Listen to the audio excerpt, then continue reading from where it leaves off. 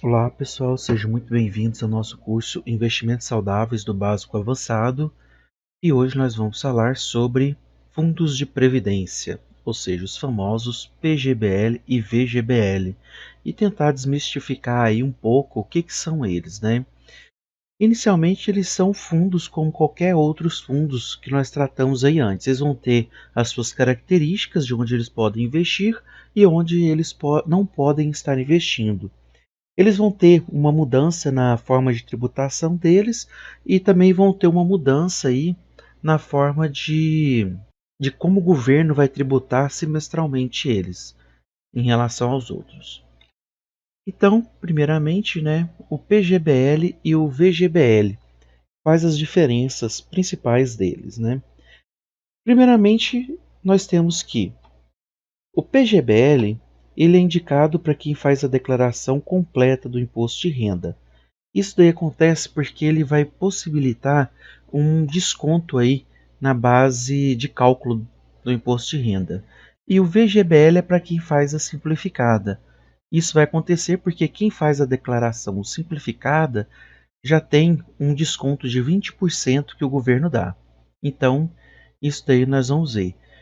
Daí, se você pensar, cada um desses aqui vão ter um perfil. Não quer dizer que um é melhor do que o outro. Tem um perfil de quem é melhor investir em qual. Primeiramente, né? O PGBL. Vamos supor que você tem uma receita aí, né, de R$ 10.000. Daí você vai pagar o INSS. E após disso, você vai fazer a escolha de investir ou não investir. Quando você vai fazer um PGBL, você tem um privilégio aí de reduzir o quanto que você investiu na base de cálculo para o seu imposto de renda. Então, se você investe até 12% do seu salário, você vai diminuir todo esse valor de 12% da base de cálculo para o imposto de renda. Daí, então, seguindo essa característica aí, quando você investiu no PGBL, você deduziu isso do seu imposto de renda. Então você vai ter uma base tributada aí de 9.429 e aqui 8.229, ou seja, vai ter uma base menor. Em cima disso você vai ter uma alíquota de imposto de renda, daí a parcela deduzir, né, do imposto de renda e em seguida você tem o imposto de renda a recolher. Daí se você for observar essas duas parcelas aqui, nós temos que a vantagem fiscal de uma sobre a outra vai ser de R$ 333. Então, nesse caso daqui, você tem uma vantagem fiscal de R$ 333. Você pegou esses R$ 333 e colocou ele lá dentro para investir no PGBL. Só que você tem que tomar cuidado, porque como você investiu esses R$ 330, no final, quando você for resgatar o PGBL, ele vai descontar o imposto de renda sobre todo o montante que você tem, juntando o que você investiu com a rentabilidade dele. Ou seja, se você investiu R$ 90 e rendeu R$ 10, você chega no final com 100. Ele não vai, ele não vai cobrar o imposto de renda somente sobre os R$ 10, igual o VGBL faz. Ele vai cobrar sobre os 100. Então você vai ter que pagar aí R$ 15 de imposto de renda. Enquanto que no VGBL você teria que pagar R$ 1,50, porque é 15% sobre os R$ 10. Então você tem que observar isso. Você tem uma oportunidade que o governo te dá de tributar só lá na frente, porém, lá na frente ele vai te tributar sobre tudo. Só que tem uns benefícios, né? Somente esses R$ 330 juntados por 20 anos, você vai ter R$ 79.200 juntados. Só o valor juntado. Então isso daí considera muito, né? Isso daí, considerando ainda uns juros, que você faz um investimento aí PGBL bacana, vamos supor aí que você consegue um 0,8% ao mês de um PGBL. Esse valor aqui vai crescer consideravelmente em 20 anos. Então daí você tem que ver os prós e os contras. Então o PGBL é melhor, né? Não. Daí você tem casos e casos. Quem faz a declaração simplificada do imposto de renda já ganha 20% de desconto. na hora de declarar o imposto de renda. Ali você consegue um desconto somente de 12% sob a base de cálculo. Nesse sentido, se você trocar a sua alíquota, sua forma de imposto de renda, só para ganhar esses 12%, você vai perder 8% do que você já tinha. Então não é interessante. Daí nesse caso aqui, seria interessante você fazer um VGBL, porque daí no final você vai descontar somente sobre o lucro e não sobre a quantidade total. Daí, uma das opções, por que é importante você sempre estar fazendo um investimento, né, em um fundo?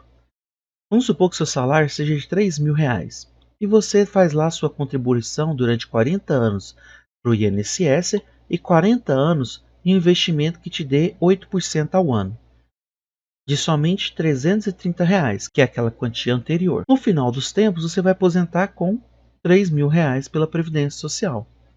Já com investimento, você vai aposentar com cerca de R$ 6.800 líquido.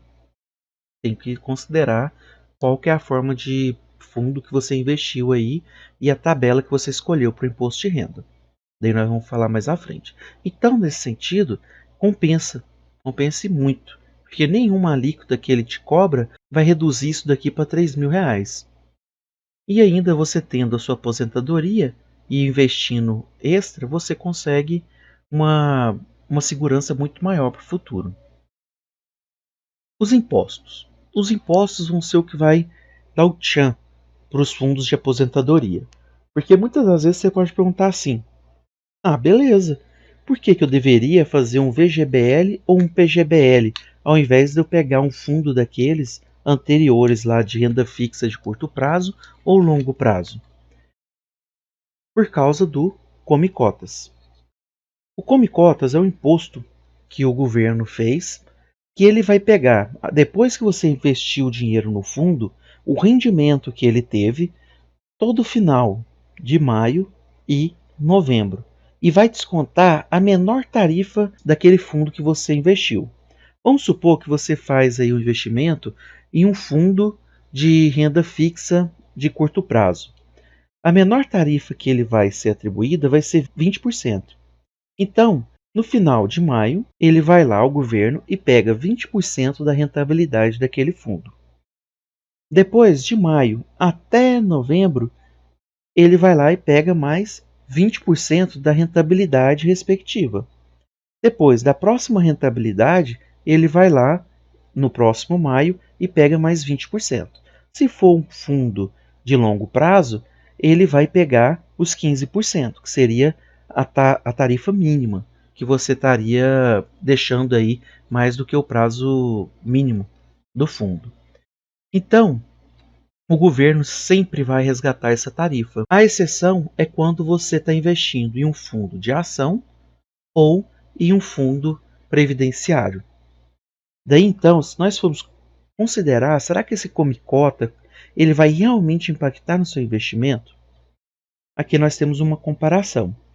Vamos supor que você tem um fundo que tem um come cota semestral, né? E um CDB, que ele é reinvestido a cada 2 anos. Ou seja, o CDB, no final desses 2 anos, você tem sempre que pagar os 15% que ele te rentabilizou. Então, se você começar investindo R$ 100.000, no final de 2 anos você tem 120 mil por esse fundo aqui, por esse CDB, você paga 15%, você volta quase ao mesmo tanto do fundo. E o fundo, você pode ver que ele todo semestre está pagando essa quantia aí do come cota. Quando passa um investimento aí de 118 meses, você tem que o CDB ele distancia muito da rentabilidade do fundo. Isso daí que é interessante, porque se você faz um investimento de longo prazo para aposentadoria ou para planos futuros, esse come cota vai fazer uma diferença muito grande. Agora, se você tem um fundo aí que você consegue uma rentabilidade muito maior do que o CDB, daí você já pode considerar investir nele. Mas nesse caso, você precisa ter essa proporção. Para isso, nós fizemos uma simulação no Excel. Imagine só que você tem esse caso. Você investe em um fundo, né, sem come cotas, que ele te dá um retorno de 12% ao ano. Daí, nesse caso daqui, um fundo normalmente ele vai dar uma rentabilidade variada aqui. Eu peguei e coloquei 12% para ficar mais fácil fazer as contas. Então vamos supor que ele dá em média 12% ao ano. Esse daqui, ele tem o Come Cotas e esse daqui não tem o Come Cotas. No final de 9 anos, tirando o imposto de renda final do que não tem o Come Cotas, considerando aí que deu 15%, você vai ter um investimento que rende bem mais, né? Isso daí é considerando somente R$ 1.000 investido no início. Você não fez mais nenhum aporte. Você teve uma diferença aí de R$ 200. Ou seja, é um valor muito alto. Porque se isso daqui fosse R$ 100.000, não seria mais só R$ 200 de diferença. Então você já vê uma diferença gritante no resultado dele. Agora, imagine só que você tem investindo em um fundo que tem come cotas e você quer saber qual a rentabilidade que você precisaria para nesse fundo de come cotas você ter a mesma rentabilidade, ou seja, ter o mesmo resultado final de um sem come cotas. Para um valor pequeno de 12%, você vai precisar ter um correspondente com come cotas de 13,84% ao ano. Daí você vai ter praticamente o mesmo resultado depois de 9 anos. Isso daí, nós ainda temos outro fator. Nós temos que esse fundo vai ter que ter 1,84% a mais do que esse daqui. Isso aqui significa um aumento de 15% na rentabilidade. Ou seja, é um valor relativamente alto, né? Talvez você não encontre esse fundo aqui com os mesmos riscos que você teria nesse. Talvez você já teria que passar para uma outra modalidade. Para a gente preparar isso daí com o tempo, você pode notar nessas curvas. Uma tem o come cota, que é a azul, e a outra não tem o come cotas. Daí, então a rentabilidade dela vai ser bem mais expressiva. Isso daí considerando para uma rentabilidade ligeiramente menor. Agora, se nós passarmos para um fundo que tem uma rentabilidade maior, mais agressiva, nós temos que essa diferença aqui se torna muito mais gritante. Se nós pegarmos a diferença depois de 9 anos tendo a rentabilidade de 25%, um fundo que não tem o come cotas, ou seja, o fundo previdenciário, ele vai dar um resultado ou previdenciário ou de ações, né? Ele vai dar um resultado de quase R$ 2.000 a mais do que um fundo que tem um come cota. Nesse sentido aí, se nós formos passar para um fundo que come cota, que tem a mesma rentabilidade final desse que não tem o come cotas, nós necessitaríamos de um fundo que tem 31,55% de rentabilidade. Isso daqui é um valor que acrescenta isso daqui 6,5%. É um aumento de 26%. Ou seja, vocês podem perceber que quanto maior a rentabilidade do fundo previdenciário ou do fundo de ações, mais difícil é encontrar um equivalente que tem come cotas. Porque a proporção que cresce de um para o outro aqui é gigantesca. Nesse caso aí seria 26% de aumento sobre essa rentabilidade. Então aí você já consegue notar que o come cotas realmente tem uma característica muito importante sobre os seus investimentos. Ou seja, se você tem um fundo que te dá em torno de 1% ao mês ou 12% ao ano, que vai ser aproximadamente 1% ao mês, você tem que encontrar um equivalente maior do que 14% ao ano. E se você tiver um que não tem come cotas, que te dá um retorno de aproximadamente 25% ao ano, você tem que encontrar um equivalente com come cotas de maior do que 31% ao ano. Daí então a gente já tem uma base de cálculo aí bacana para ver qual que vai ser a comparabilidade dos fundos. Nesse sentido, nós temos ainda as tarifas, né, que são cobradas por cada um deles. A primeira tarifa vai ser a tabela regressiva do IOF. Nesse sentido, o governo, para dificultar essa movimentação rápida dentro de um fundo, para evitar aí os day trades dentro de fundos, eles fizeram o IOF, que ele é regressivo, do primeiro dia após o seu investimento até o 30º dia. aonde depois de um mês ele zera essa tarifa, e daí você já pode resgatar sem ter que pagar IOF. Porém, as tarifas de imposto de renda necessitam ser pagas. Então isso daí você começa em 96% e vai reduzindo de 3 em 3% ao passar dos dias, até você chegar no 30º dia, que vai dar 0% de IOF. Agora sobre a tributação do imposto de renda. Se você tiver um fundo multimercado ou de renda fixa, no qual eles têm a tributação longo prazo ou curto prazo, eles vão seguir essa tributação.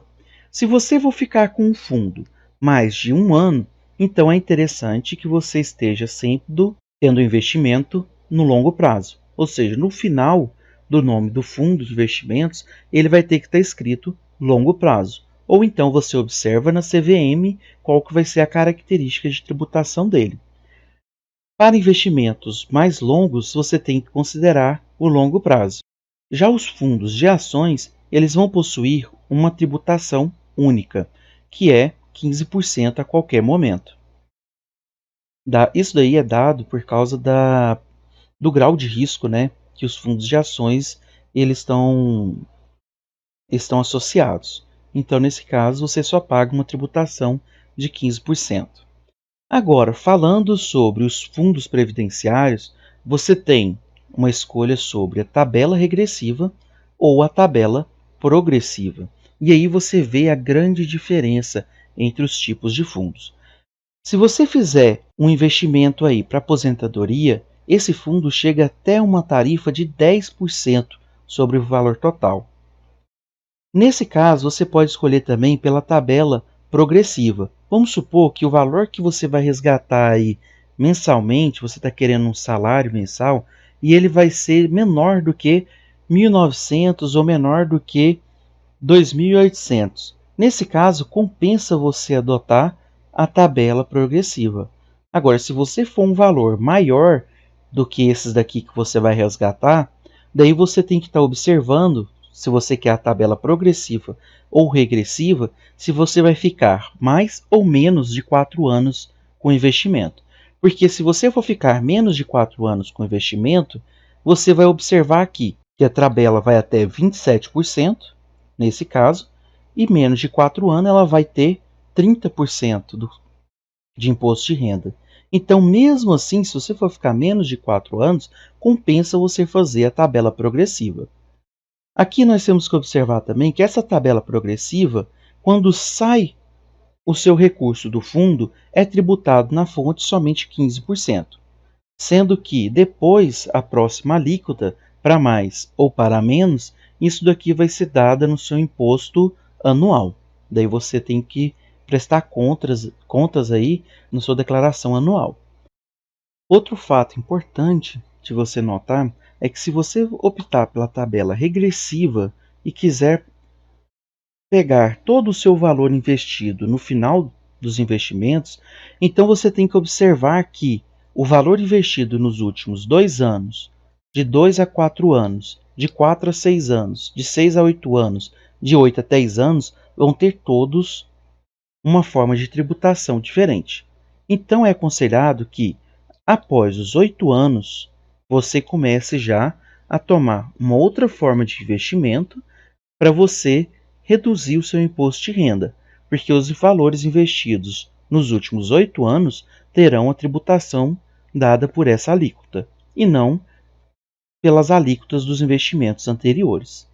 Então é interessante sempre estar observando isso para fazer uma gerência efetiva do seu investimento, para você sempre ter uma maior rentabilidade, considerando também o imposto de renda pago no final, na hora de você receber os seus rendimentos. Então, qualquer dúvida, deixa nos comentários e estaremos respondendo. Obrigado e bons estudos a todos.